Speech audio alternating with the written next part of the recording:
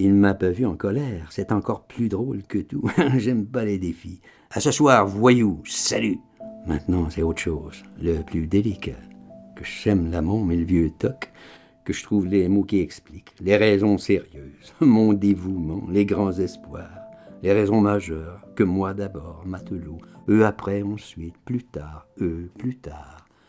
Il m'attendait au bas de l'échelle, il faisait des allers et retours, depuis 2 heures qu'il m'attendait. Ils avaient eu bien du mal avec les matelots. 2 hommes ivres des plus insolents voulaient embraser Virginie. Il avait fallu qu'il se sauve sous les colibets. Il s'était fait hurler, maudire par toutes les matures, crachés jaunes et verts gros comme ça, des chics énormes. Il s'était enfui, finalement, ramassé au fond d'un hangar. Il sortait juste. Virginie, toute bouleversée, ma mignonne, ma tendre, ma toute belle, l'ignominie de ces monstres.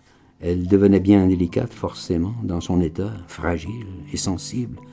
Je l'ai consolée comme j'ai pu. « Dear, they don't know. Drunken dogs. Ils sont ivres, des chiens. » C'était vrai et non. Les hommes n'ont pas besoin d'être sous pour ravager ciel et terre. Ils ont un carnage dans les fibres. C'est la merveille qu'ils subsistent depuis les temps qu'ils essaient de se réduire à rien. Ils pensent qu'au néant, méchants clients, graines à crime, ils voient rouge partout. Faut pas insister, ce serait la fin des poèmes.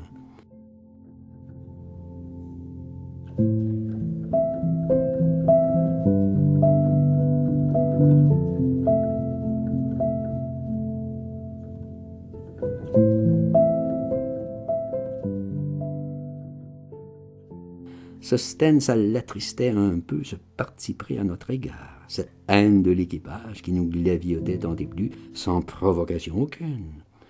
C'est le parti pris des gens de mer, je lui explique tout de suite, le préjugé. Et ça serait rien, Dab, ça sert à rien s'il voulait de toi au long cours, mais Zébi, il te sac.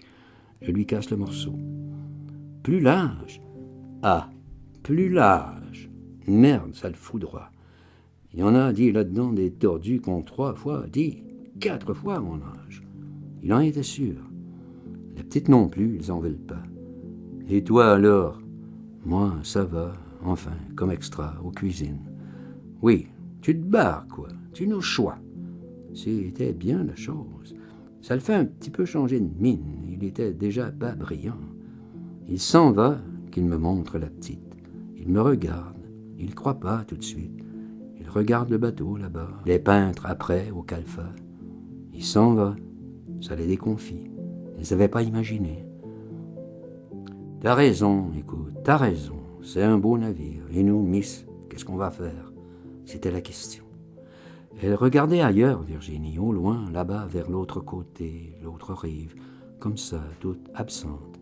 Pas un mot, elle avait dit, pas une petite réflexion. Elle se retourne vers moi. Mignonne figure, pas fâchée, et même un gentil sourire. Je la vois encore dans la buée mauve, comme ça, toute pâlotte, nous regardant. Le vent soufflait dans ses mèches, le vent engouffrait pas saute, il barbouillait tout.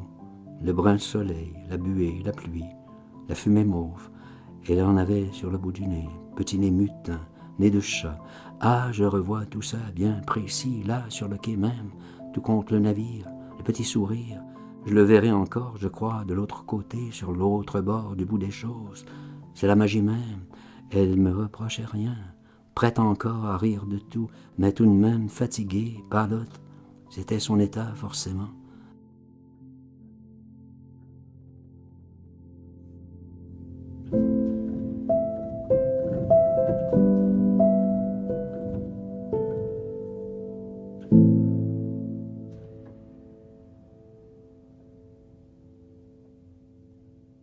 Je prends sur moi. Allez hop, en route. Je pensais à quelque chose de chaud. Voilà ce qu'il vous faut tous les deux. Vous tenez plus en l'air. Du brûlant pour messieurs, dames. Un grog. Ils sont verts. Je les prends par le bras, je les entraîne. Endiablés mésigues, bout en train. Je voulais faire passer le pénible, leur expliquer affectueusement que si je partais comme ça, tout seul, à la Plata d'Amérique, c'était que je préparais l'avenir, que ça serait pas long à bûcher, que je les ferais venir immédiatement. Enfin, tout parfait idéal. Que c'était tout de même plus adroit que de débarquer 3 paumes et cloches, émigrant la crève, à capital 3, livre 50. Il répondait rien.